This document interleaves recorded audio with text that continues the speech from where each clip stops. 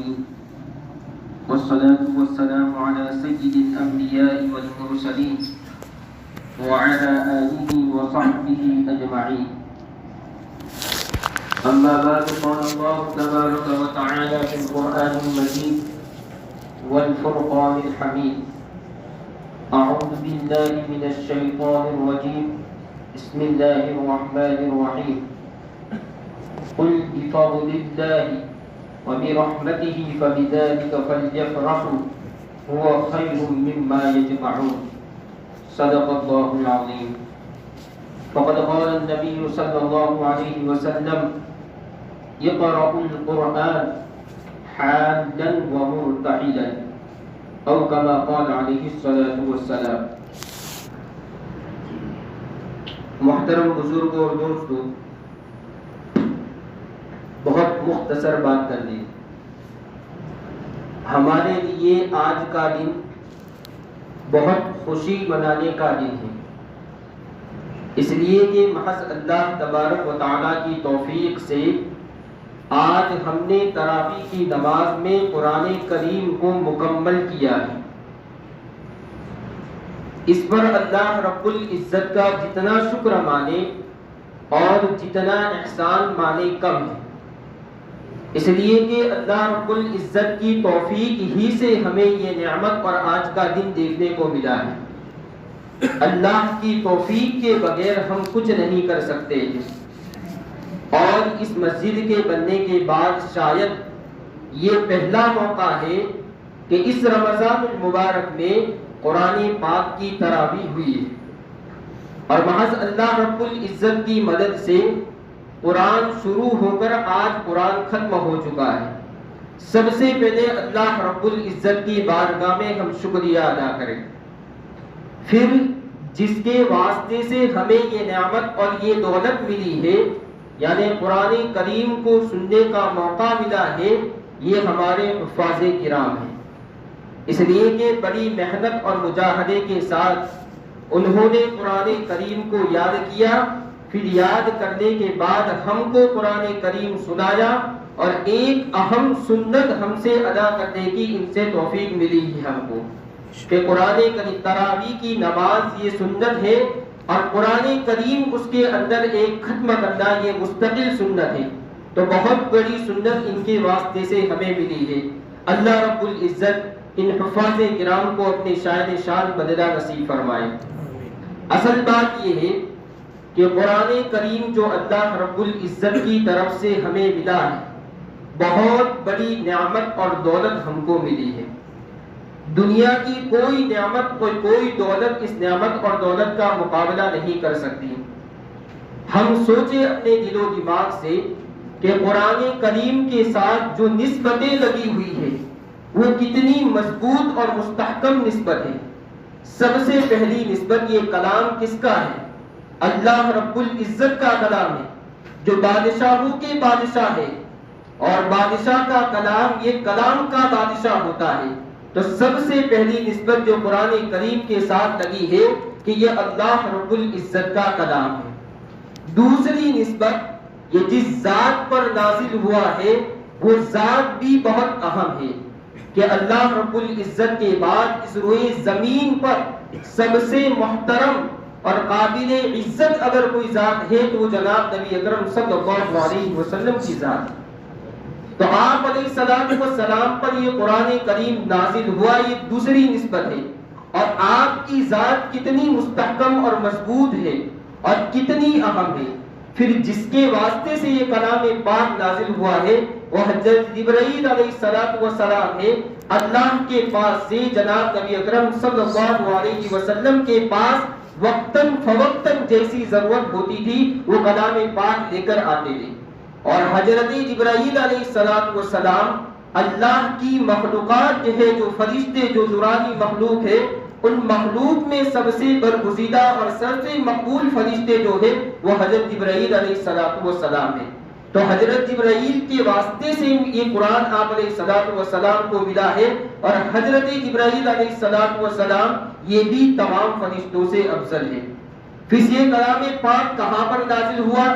سب سے پہلے یہ کلام پاک عرش پر مکمل نازل ہو چکا۔ پھر جیسی ضرورت ہوتی رہی اس دنیا کے اندر، آپ علیہ الصلوۃ والسلام کے پاس حضرت جبرائیل علیہ الصلوۃ والسلام لے کر آئے۔ اور کس مہینے میں نازل ہوا ہے ہم سب اچھی طرح سے جانتے ہیں، 11 مہینوں کو چھوڑ کر رمضان المبارک کے اندر اللہ رب العزت نے اس کلام کو نازل کیا ہے۔ اور رمضان المبارک کا مہینہ تمام مہینوں سے افضل ہے۔ شہر رمضان الذی انزل فیہ القرآن، یہ ایسا مہینہ ہے جس میں اللہ رب العزت نے اپنے پاک کلام اور قرآن کو نازل کیا ہے۔ تو کتنی مضبوط اور مستحکم نسبت اس کلام کے ساتھ لگی ہوئی ہے کہ اللہ رب العزت کا کلام جو بادشاہوں کا بادشاہ آپ علیہ الصلوۃ والسلام پر نازل ہوا، تمام لوگوں سے اللہ رب العزت کے بعد محترم شخصیت حضرت جبرائیل کے واسطے سے نازل ہوا، اور جس مہینے میں نازل ہوا اور جس جگہ پر نازل ہوا وہ جگہ اور مہینہ بھی تمام جگہوں اور تمام مہینوں سے افضل ہے۔ تو کتنی بڑی چیز اور کتنی اہم دولت یہ قرآن کریم ہے۔ مجھے بیان اور مجھے بات یہ کرنی ہے کہ قرآن کریم کے اصل 5 حقوق ہیں۔ ان 5 حق کو ادا کرنا ہر آدمی کے لیے ضروری ہے۔ اگر ان 5 حقوق کو ادا کیا ہے تو ہم نے قرآن کریم کا مکمل حق ادا کیا ہے۔ اگر ان 5 حقوق میں سے کسی حق میں ہماری طرف سے کوتاہی ہو گئی تو ہم نے قرآن کریم کا حق ادا نہیں کیا۔ ہم سب نے دیکھا کہ ابھی حافظ صاحب نے جو آخری 2 رکعتوں کے اندر جو قرآن کریم کی تلاوت کی کہ پہلی رکعت میں سورہ فلق اور سورہ ناس پڑھی اور دوسری رکعت کے اندر قرآن کریم کو پھر سے شروع کر دیا، یعنی الف لام میم سے لے کر جو ہے 1 رکوع کے قریب پڑھا۔ اور ہر رمضان المبارک میں ہم اس کا مشاہدہ کرتے ہیں اور اس کے دیکھتے ہیں ایسا کیوں کیا جاتا ہے، یعنی 20ویں رکعت کے اندر سورہ فلق اور سورہ ناس پڑھ کر قرآن کریم کو ختم کیوں نہیں کر دیا جاتا، بلکہ 19ویں رکعت میں قرآن کریم ختم ہوتا ہے اور 20ویں رکعت میں قرآن کریم پھر سے شروع ہو جاتا ہے۔ یہ دراصل ایک حدیث مبارکہ پر عمل ہے کہ آپ علیہ الصلوۃ والسلام نے ارشاد فرمایا کہ تم قرآن کریم کو پڑھو حالن و مرتحلن۔ 2 لفظ حدیث پاک میں جناب نبی اکرم صلی اللہ علیہ وسلم نے ارشاد فرمائے۔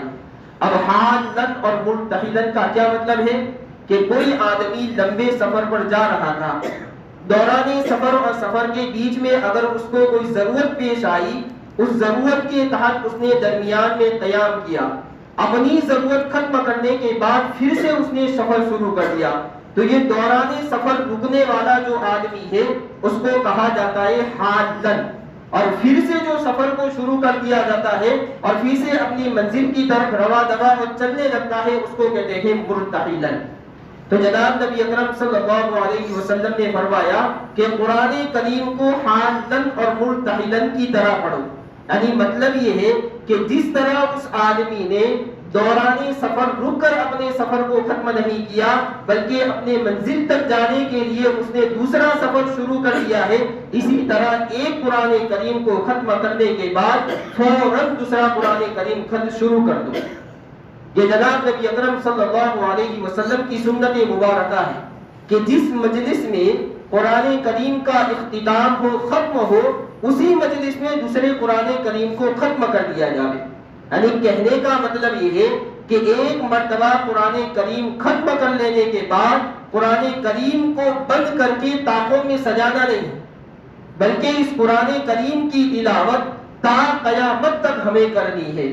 اور یہ قرآن کریم کا سب سے بڑا حق ہے۔ پہلا حق جو قرآن کریم کا یہ ہے کہ قرآن مقدس پر ایمان لانا، یعنی اپنے دل و دماغ سے یہ اطمینان حاصل کرنا کہ یہ کلام اللہ رب العزت کا ہے اور اس کلام کے اندر ہمارے لیے دنیا اور آخرت کی کامیابی ہے۔ یہ دل سے اقرار کرنا اور دل سے ماننا اس کو ضروری ہے، اس کو کہتے ہیں قرآن پر ایمان لانا کہ یہ اللہ رب العزت کا پورا کلام ہے، جناب نبی اکرم صلی اللہ علیہ وسلم پر اترا ہے اور اس میں ہمارے لیے ہدایت کا راستہ ہے۔ دوسرا جو سب سے بڑا حق یہ کہ قرآن کریم کی زیادہ سے زیادہ تلاوت کی جاوے۔ ایک قرآن کریم کو ختم کرنے کے بعد فوراً دوسرا قرآن کریم کو شروع کر دیا جاوے۔ اسی لیے کہا جاتا ہے پوری مسلم معاشرہ اور تاریخ، اگر ہم تاریخ کا مطالعہ کریں تو ہمیں یہ پتہ چلتا ہے کہ اس قرآن کریم کی تلاوت کا کتنا اہتمام تھا مسلم معاشرے کے اندر، اور نئی نئی تاریخ کے اندر کتنا اہتمام تھا کہ آدمی فجر کے بعد کسی گلی یا راستے سے گزرتا تھا تو گھروں کے اندر سے قرآن کریم کی تلاوت کی آوازیں آتی تھی۔ یہ ہمارا معاشرہ اور ہمارا طریقہ تھا اور ہماری یہ تاریخ رہی تھی۔ جب ہم نے قرآن کریم کے ساتھ اپنے تعلق کو اور اپنی وابستگی کو مضبوط رکھا تو اللہ رب العزت کی طرف سے ہمارے اوپر مددیں آئی ہیں۔ اور آج ہماری حالت یہ ہے، بہت افسوس کا مقام ہے کہ جیسے ہی رمضان المبارک کا مہینہ شروع ہوتا ہے قرآن کریم الماریوں میں سے باہر آتے ہیں، اور جیسے ہی رمضان المبارک کا مہینہ ختم ہوتا ہے قرآن بند کر کے رکھ دیا، آئندہ رمضان جب آتا ہے تو اس پر سے یہاں تک کہ مٹی ہٹانے کی توفیق نہیں ہوتی۔ جب آئندہ رمضان آتا ہے تو اس کو قرآن کو نکالتے ہیں اور صاف کرتے ہیں، پھر قرآن کریم کو پڑھتے ہیں۔ یاد رکھیں یہ قرآن کریم کی بے حرمتی ہے، قرآن کریم کی بے عزتی ہے اور قرآن کریم کی ناقدری ہے۔ سب سے بڑا حق یہ ہے کہ قرآن کریم کی تلاوت کی جائے، ہمیں سمجھ میں آئے یا نہ آئے۔ بعض طبقے کا خیال یہ ہوتا ہے کہ قرآن کریم بغیر سمجھے پڑھنے کا فائدہ کیا ہے؟ نہیں، قرآن کے ظاہری الفاظ کے اندر بھی اللہ تبارک و تعالیٰ نے وہ نور اور انوار اور برکات رکھے ہیں جو نور اور برکات انسان کی زندگی میں اثر کرتے ہیں۔ اسی لیے تو جناب نبی اکرم صلی اللہ علیہ وسلم نے قرآن کریم کے فضائل میں بیان کیا ہے کہ ایک حرف پڑھنے پر 10 نیکی ملتی ہے۔ یہ تو آپ علیہ الصلوۃ والسلام کا وعدہ ہے، اور ایک نیکی جو شخص لے کر آتا ہے یہ 10 نیکیاں اس کو اضافی ملتی ہے۔ من جاء بالحسنۃ فلہ عشر امثالها، 10 نیکی ایکسٹرا اس کو ملتی ہے۔ اور رمضان مبارک کے اندر قرآن کریم کی تلاوت کرے تو رمضان کی نسبت میں اور نیکی میں اضافہ ہو جاتا ہے۔ تو یہ قرآن کریم کی ظاہری الفاظ کی تلاوت کرنے پر اللہ رب العزت نے اور جناب نبی اکرم صلی اللہ علیہ وسلم نے یہ فضائل بیان کیے ہیں کہ نیکیوں میں اضافے کا سب سے بڑا سبب ہے۔ تو ہمیں آج یہ اہتمام کرنا ہے اور آج سے یہ ارادہ کرنا ہے کہ ہم محض رمضان المبارک کے اندر قرآن کریم کی تلاوت کو خاص نہیں کریں گے، بلکہ بقیہ 11 مہینوں میں بھی قرآن کریم کے ساتھ اپنی وابستگی اور تعلق کو باقی رکھیں گے۔ اللہ رب العزت نے جتنی ہمت دی ہے اتنی ہمت کے مطابق قرآن کریم کی تلاوت کریں۔ اگر رمضان المبارک میں کوئی 3 پارے کی تلاوت کر سکتا ہے تو غیر رمضان میں 1 پارے کی کرے۔ 1 پارے کی توفیق نہیں ہے تو آدھا پارے کی کرے، آدھے کی توفیق نہیں ہے تو پاؤ پارا پڑھے۔ پاؤ پارا بھی نہیں پڑھ سکتا ہے تو آخری اسٹیج اور آخری درجہ یہ ہے کہ کم سے کم 1 رکوع روزانہ ضرور پڑھے۔ جب تک 1 رکوع کی تلاوت قرآن کریم کی ہم سے نہ ہو ہم گھر سے باہر قدم نہ رکھیں۔ پھر ہم دیکھیں گے کہ قرآن کریم کے انوار اور برکات ہماری زندگیوں میں کیسے اترتے ہیں۔ آج کل ہم مسائل کا رونا روتے ہیں کہ ہم پر ہر طرف سے حالات آئے ہیں، ہماری روزی میں تنگی ہے، ہماری اولاد نافرمان ہے، ہمارے بیوی بچے نافرمان ہیں، ہمیں گھروں کے اندر سکون نہیں ہے۔ اس کی سب سے بڑی وجہ یہ ہے کہ قرآن کریم کے ساتھ ہمارا تعلق ٹوٹ گیا ہے، جس کی وجہ سے ہم پر طرح طرح کے حالات آئے۔ اگر ہم قرآن کریم کے ساتھ اپنے تعلق کو مضبوط کر دیں گے تو اللہ رب العزت کی طرف سے ہم پر مددیں اترے گی۔ تو یہ قرآن کریم کا سب سے بڑا اور دوسرا حق ہے کہ جتنا ہو سکے اپنے بس میں قرآن کریم کی تلاوت کا معمول ضرور بنائیں۔ اور تیسرا حق قرآن کریم کا یہ ہے کہ قرآن کریم کو سمجھنے کی کوشش کریں۔ ایمان لانا ضروری ہے اور قرآن کریم کے ظاہری الفاظ کی تلاوت یہ بھی فائدے سے خالی نہیں، لیکن اس کو سمجھ کر پڑھے تو نور علی نور ہے۔ انسان کے لیے کامیابی اور کامرانی ہے کہ قرآن کریم کو سمجھنے کی کوشش کرے، اس لیے کہ یہ اللہ رب العزت کی طرف سے ہدایت کا پیغام ہے۔ ایک بہت معمولی مثال سے سمجھے کہ یہ قرآن کریم اللہ رب العزت کا خط ہے جو بندوں کی طرف اللہ رب العزت نے جناب نبی اکرم صلی اللہ علیہ وسلم کے واسطے سے بھیجا ہے اور اس میں ہدایت کا سامان ہے۔ اب ہم اچھی طرح سے جانتے ہیں ہمارے کسی محبوب کا خط ہمارے پاس آئے، ہم سے محبت رکھنے والے کا خط آئے تو ہم اس خط کو کتنی اہمیت سے دیکھتے ہیں اور کتنی اہمیت سے اس خط کو پڑھتے ہیں اور اس خط میں لکھی ہوئی بات پر عمل کرنے کی کتنی کوشش کرتے ہیں، یہاں تک کہ اگر ایسی زبان لکھی ہوئی ہے جو ہماری سمجھ میں نہیں آتی ہے تو جاننے والے کے پاس جا کر ہم کہتے ہیں دیکھو اس کے اندر کیا لکھا ہے، میرے خدا نے محبوب کا خط میری طرف سے آیا ہے، ذرا مجھ کو پڑھ کر سناؤ کہ اس کے اندر کیا مضمون اور کیا بات لکھی ہے۔ تو اللہ رب العزت کی طرف سے یہ کلام پاک خط کی شکل میں جناب نبی اکرم صلی اللہ علیہ وسلم کے واسطے سے ہمیں ملا۔ اگر ہماری سمجھ سے بالا تر ہے عربی زبان تو ہم دوسرے طریقے سے کوشش کریں کہ اس کلام کے اندر آخر لکھا کیا ہے۔ دنیا اور آخرت کی کامیابی کا سامان اس قرآن کریم کے اندر ہے۔ پہلے زمانے کے اندر صحابہ کرام رضوان اللہ تعالی علیہم اجمعین کے زمانے کے بعد ائمہ مجتہدین اور بزرگان دین کا جو زمانہ تھا، ایک آیت کو سمجھنے کے لیے کتنے میلوں کا اور کتنے کلومیٹر کا سفر کرتے تھے، لیکن ہمارے زمانے میں اللہ رب العزت نے اتنی آسانی کر دی کہ گھر بیٹھے انسان اگر قرآن کریم کو سمجھنا چاہے تو سمجھ سکتا ہے۔ قرآن کریم کے کتنے ہی ٹرانسلیٹ ہو چکے ہیں، ہر زبان میں قرآن کریم کا ترجمہ اور ٹرانسلیٹر موجود ہے، اور قرآن کریم کی تفسیروں سے کتب خانے بنے ہوئے ہیں اور لائبریری کی لائبریری بنے، لیکن پڑھنے والا چاہیے۔ اگر ہم ارادہ کریں کہ کوئی ان تفاسیر میں سے اور ان تفسیروں میں سے کسی ایک تفسیر جو آسان ہو اور اپنی زبان میں ہو اس کو اختیار کریں، پھر اس میں سے تھوڑا پڑھیں۔ اس بستی والوں کے لیے اور خصوصاً اس مسجد کے احباب کے لیے بڑی ہی خوش قسمتی کی بات ہے کہ اس رمضان سے یہاں قرآن کریم کی تفسیر کا دور شروع ہوا ہے۔ اللہ کرے یہاں سے پورے شہر کے اندر اس قرآن کریم کی تفسیر کا دور شروع ہو جائے۔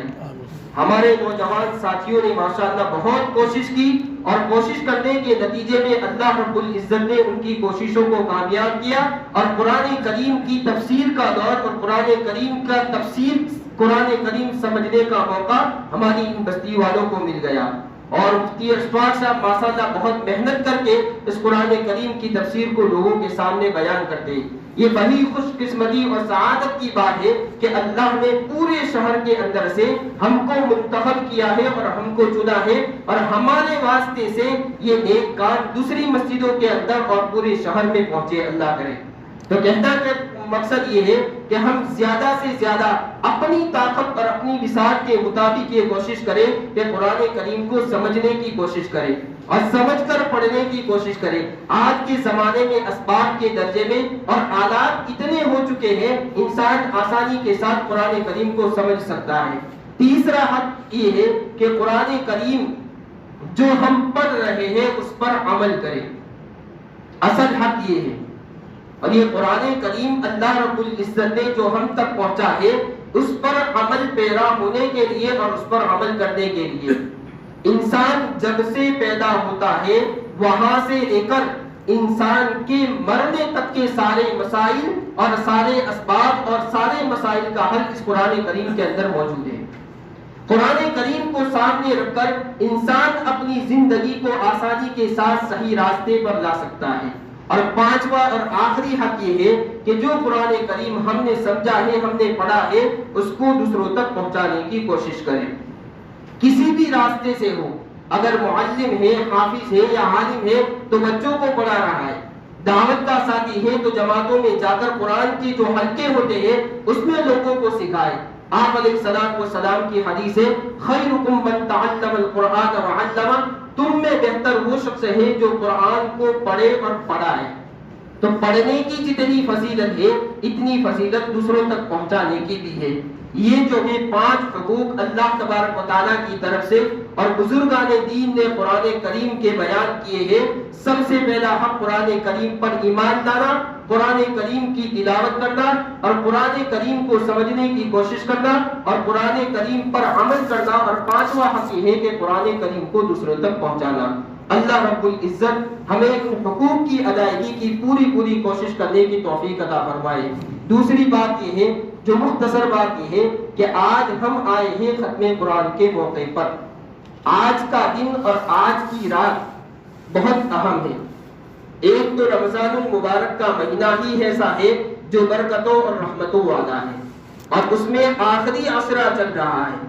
جو آخری عشرے کے فضائل آپ تعلیم کے حلقوں میں سنتے ہیں، اس کو بیان کرنے کی ضرورت نہیں۔ اور اسی آخری عشرے کی آخری 10 راتیں جس میں شب قدر کے ہونے کا احتمال ہے، اور ان 10 راتوں میں بھی 5 تاک راتوں میں شب قدر کو تلاش کرنے کا حکم دیا ہے، اور ان 5 راتوں میں سے 2 راتوں میں شب قدر کے ہونے کا زیادہ احتمال ہوتا ہے۔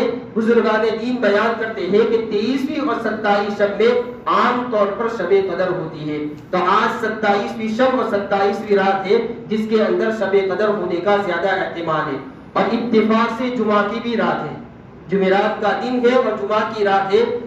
تو مطلب یہ ہے کہ اتنی ساری نسبت قبولیت کی ہمارے سامنے آ چکی ہے، تو ہم آج یہ ارادہ اور عزم کریں، آج ہم اپنی زندگی کو بدلنے کا فیصلہ کریں۔ ختم قرآن کا موقع ہے کہ جس میں بھی اللہ جناب نبی اکرم صلی اللہ علیہ وسلم فرماتے ہیں جہاں قرآن کریم کا اختتام ہوتا ہے وہاں دعائیں قبول ہوتی ہے۔ تو یہ دعائیں قبول ہونے کے اتنے سارے واسطے ہمارے سامنے ہیں، اس لیے ہم اپنے دل و دماغ کے اعتبار سے مکمل تیار ہو جائے اور اللہ رب العزت کے بارگاہ میں سچی اور پکی توبہ کرے اور آج سے اپنی زندگی کو بدلنے کا فیصلہ کرے۔ اللہ رب العزت عمل کو توفیق عطا فرمائے۔